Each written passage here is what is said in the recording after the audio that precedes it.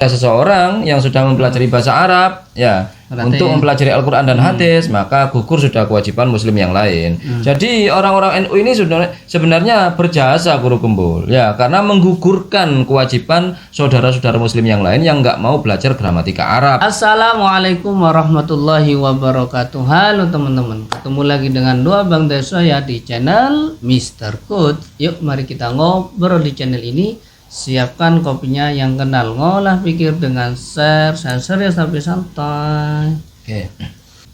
Lagi-lagi kita menemukan data dan fakta mengenai kesembronoan Guru Gembul dalam berstatement, teman-teman ya. Baraya, kalau misalkan Baraya ada di pesantren NU dan pesantren Muhammadiyah, Baraya akan menemukan perbedaan yang kurang lebih seperti ini.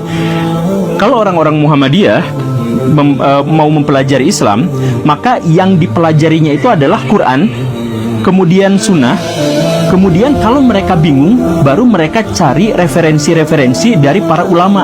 Jadi para ulama itu ditempatkan belakangan ketika mereka bingung terkait dengan memahami Quran dan sunnah. Begitu, itu Muhammadiyah. Kalau NU, mohon maaf ya, saya tidak merendahkan, tapi Baraya tentu saja bisa mengkonfirmasi ini. Kalau misalkan NU terbalik, kalau misalkan tidak bermaksud merendahkan, berarti kan dalam artian prinsip NU ini Tidak sama. lebih rendah dibanding Muhammadiyah, maksudnya Guru Gembul gitu. Karena ada disclaimer sebelumnya tuh, tidak bermaksud merendahkan.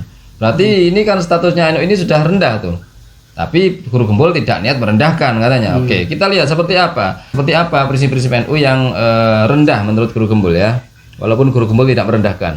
mau belajar agama, ambil dulu pelajaran, misalkan belajar Al-Quran. Oh, jangan dulu belajar Al-Quran karena penafsirannya akan membingungkan. Jadi belajar dulu tafsir. Ketika mau belajar tafsir dulu, oh jangan, karena ilmu bahasanya belum mumpuni. Masa dari terjemahan, kan begitu ya. Nah, kalau itu berarti harus belajar bahasa Arab dulu. Kalau pas mau belajar bahasa Arab dulu, oh jangan, belajar ilmu-ilmu alatnya dulu. Nah, dari mana kita belajar ilmu alatnya dulu? Oh ya udah, dari Kiai Anu yang sanadnya begini dan begitu. Jadi untuk belajar Quran, jadi orang-orang NU itu ngambil dari bawah dulu, dari ulama, dari tafsirnya, dari terjemahannya, dari ulama bersanadnya, baru kemudian kita belajar Quran dan Sunnah, kan begitu. Nah, karena itu mereka membutuhkan waktu yang panjang untuk bisa mempelajari agama Islam. Yang pertama, kesalahan dari statement ini adalah sebelum mempelajari tafsir segala macam harus belajar bahasa Arab ya. Mau belajar bahasa Arab nggak boleh, harus belajar ilmu alatnya dulu, gramatikanya dulu ya. Sebelum mau belajar gramatika, oh harus bersanad. Oke, ini fatal ini. Karena tidak ada di NU itu mau belajar gramatika Arab melihat sanad, nggak ada. Ilmu gramatika itu tidak perlu sanad. Kan begitu? Karena memang grammar umum sudah. Umum ya. Grammar umum. Namanya grammar tuh nggak ada grammar bersanad. Beda kalau Ya, Al-Quran. beda. Soalnya grammar itu sudah fix rumus baku. Ya, paling yang membedakan nanti adalah antara ulama Basro dan ulama Kufa. Itu saja. Pasti berbeda pendapat ini dua ulama ini, ya.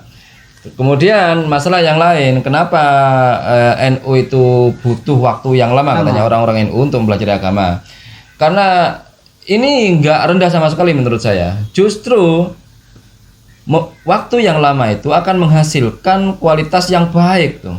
Oh, tergantung usahanya. Usahanya kan sebagian Imam Syafi'i di kitab Al-Ala itu, Bos. Ada watulu zamani, kan begitu. Memang tulu zamani Guru Gembul. Orang harus belajar agama itu kalau pingin alim ya harus tulu zamani, harus waktu yang lama memang. Karena nggak bisa instan Guru Gembul. Memang nggak bisa. Kami nggak menyalahkan atau menganggap Muhammadiyah salah ya. Mereka prinsipnya seperti itu dan kami tidak ngerti juga prinsip yang sebenarnya secara utuh tentang step by step mengenai proses belajar agama di dalam Muhammadiyah ini. Kami hanya menyikapi di NU ini, kata Guru Gembul ya. Oke. Kata Guru Gembul, orang NU kalau ingin melajari Quran dan Sunnah itu tidak bisa langsung gitu, Bos. Ya, harus melalui pemahaman ulama dulu, yaitu tafsir kan gitu. Sebelum tafsir ya belajar dulu ilmu bahasa Arabnya kan gitu. Kan itu sudah sesuai Guru Gembul. Kita berprinsip seperti itu karena mengamalkan sunnah, karena mengamalkan hadis. Siapa orang yang berpendapat tentang Al-Quran, ayat-ayat Al-Quran, mengartikan sesuai dengan akalnya, maka hendaknya ia ambil tempatnya tuh di neraka. Makanya kami nggak langsung ke Al-Quran atau terjemahan Guru Gembul gitu, tapi ke bawahnya dulu tafsir. Tafsir pun nggak ngawur kan gitu, harus gramatika dulu kan begitu bos ya. Hadis lain menyebutkan, barang siapa berbicara dengan Al-Quran, ya mengartikan dengan pendapatnya, walaupun itu benar, fa'asoba, dan ternyata benar, itu fakot akhtoa, itu pun masih salah Guru Gembul. Itu Guru Gembul itu loh Guru. Makanya kami tidak berani, karena kami mengamalkan hadis-hadis ini Guru Gembul.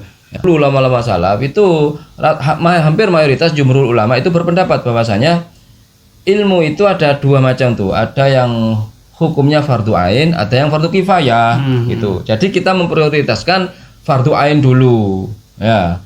Fardu ain yaitu kewajiban perorangan tuh, nggak bisa digantikan oleh orang lain kewajibannya itu, ya. Imam Ghazali dalam kitab Ihya Ulumuddin juz 1 juga mengatakan ada 3 ilmu yang dihukumi fardu ain, ya, atau diwajibkan kepada setiap orang Islam untuk dipelajari itu. Senada juga dengan pendapat Imam Ghazali, yaitu pendapat Ali bin Abu Bakar tuh radhiyallahu an. Ini kalau nggak salah Abu Bakar bin Ali tuh ya, bukan Ali bin Abu Bakar. Bahwasanya ada 3 macam ilmu yang dihukumi fardu ain bagi setiap orang muslim tuh. Yang pertama, ilmu tentang mengenal Allah, ya, yaitu ilmu tauhid. Yang kedua, mengenal segala hal yang diwajibkan oleh Allah kepada setiap orang mukallaf tentang syariat Islam. Dalam hal ini ilmu fikih, ya. Kemudian yang ketiga, mengenal segala hal yang berkaitan dengan batin atau dengan kebersihan hati itu. Sama ini kayak pendapatnya Imam Ghazali, Bos. Ilmu tasawuf. Ilmu tasawuf. Jadi ilmu-ilmu yang lain yang konsepnya atau yang hukumnya sebenarnya fardu kifayah itu tidak begitu ditekankan dulu, apalagi untuk memahami Al-Quran hadis gitu, sangat belum waktunya gitu loh Guru. Kalau setiap orang awam membaca Al-Quran atau sunnah untuk menentukan suatu hukum itu kacau Guru ya, kacau. Ancamannya dari hadis yang awal itu Guru ya. Kenapa kita harus mempelajari gramatika Arabnya dulu dibanding langsung ke penafsirannya, kan itu kan nggak mungkin kita itu mempelajari tafsir, mempelajari Al-Quran, mempelajari hadis tanpa ngerti gramatika dari bahasa asalnya, kan gitu Bos ya. Nggak mungkin itu Guru Gembul, nggak mungkin ngerti kalau modal terjemahan tuh, dia pun sebenarnya nggak bisa membedah terjemahannya sendiri itu, dia asal manut bebek aja sudah kepada terjemahannya itu. Tapi kalau orang yang mengerti gramatika Arabnya Guru, walaupun baca terjemahan, dia bisa membedah terjemahannya itu betul ini kurang begini, itu bisa Guru, bisa. Kami kutip pendapat ulama-ulama dari berbagai sekte ya, Wahabi maupun Ahlussunnah wal Jamaah. Qala al-Akhdari al-Maliki fi muqaddimati, awwalu ma yajibu 'alal mukallaf tashihu imanihi. Summa ma'rifatu ma yasluhu bihi fardu ainihi ka hakim salat wa thahara wa siyam. Ini ulama-ulama dari mazhab Maliki. Hal pertama yang wajib bagi orang mukallaf adalah tashihu imanihi, yaitu memperbaiki imannya dulu tuh. Ya. Kemudian ma'rifatu ma yasluhu bihi. Yang kedua, mengetahui sesuatu yang bisa memperbaiki fardu ainnya setiap muslim tuh, kayak sholat, Bos ya, kayak syahadat, zakat, puasa, kayak gitu-gitu. Fil fatwa nomor sekian, annahu la yajibu ala kulli syahsin minal ummah hifdzu syai'in minal Qur'an siwal Fatihah. Tidak ada kewajiban bagi orang mukallaf, bagi setiap orang Islam untuk menghafalkan ayat-ayat dari Al-Quran selain Fatihah tuh. Yustahabbu. Tapi jika ingin menghafalkan yang lain, menghafalkan 30 juz Al-Quran itu maksudnya yustahab ya. Di sini bukan fardu kifayah tapi mustahab ya. Kama annal lughatal arabiyyata tajibu ma'rifatuha 'alal kifayah. Sebagaimana lughat bahasa Arab itu wajib mengetahuinya 'alal kifayah, fardu kifayah begitu ya, fardu kifayah. Li'annaha at-thariqu li fahmil Qur'an, karena bahasa Arab ini adalah jalan untuk memahami Al-Qur'an tuh, was sunnah dan hadis ya. Fa idza qama bihi al-ba'du saqata 'anil akhirin wa hadha binisbati li umumil ummah. Nah, jika ada seseorang yang sudah mempelajari bahasa Arab ya, untuk mempelajari Al-Qur'an dan hadis, maka gugur sudah kewajiban muslim yang lain. Jadi orang-orang NU ini sebenarnya berjasa Guru Gembul ya, karena menggugurkan kewajiban saudara-saudara muslim yang lain yang enggak mau belajar gramatika Arab. Imam Syafi'i qala Imam Syafi'i yajibu ala kulli muslimin ay yata'allama min lisanil Arab ma yablughu juhdahu fi ada'i fardihi. Wajib bagi setiap orang Islam untuk mempelajari bahasa Arab, yang mana bahasa Arab ini sebagai wasilah yang bisa menyampaikan dia kepada juhdahu itu, kepada keinginannya. Dia inginnya apa?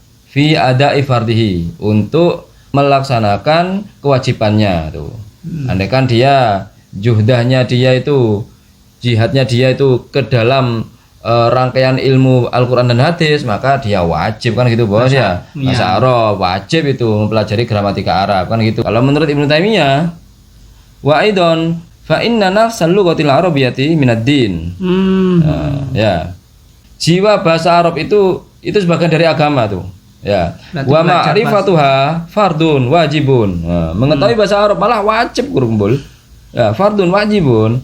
Fa inna fahmal kitab wa sunnah fardun. Karena apa? Karena memahami kitab dan sunnah itu wajib.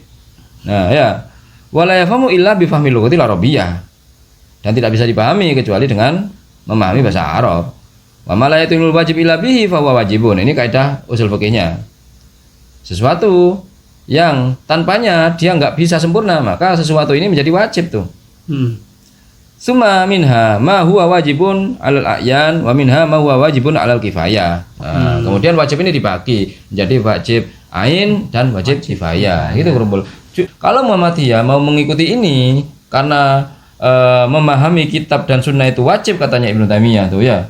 Maka wajib juga sebenarnya. Iya, karena Ibnu Taimiyah berpendapat bahasa Arab itu termasuk dari agama itu, Bos. Iya, makanya makanya itu karena Ibnu Taimiyah mewajibkan orang untuk paham Al-Qur'an dan sunnah. Ini mudah-mudahan bermanfaat, mudah-mudahan mencerahkan, dan mudah-mudahan kita bisa bersikap bijak lagi. Ma asabaka min hasanatin faminallah wa ma asabaka min sayyi'atin famin nafsik. Yang baik-baik semuanya datang dari Allah, yang jelek-jelek datang dari kami. Mohon maaf, akhirul kalam. Assalamualaikum warahmatullahi wabarakatuh. Waalaikumsalam.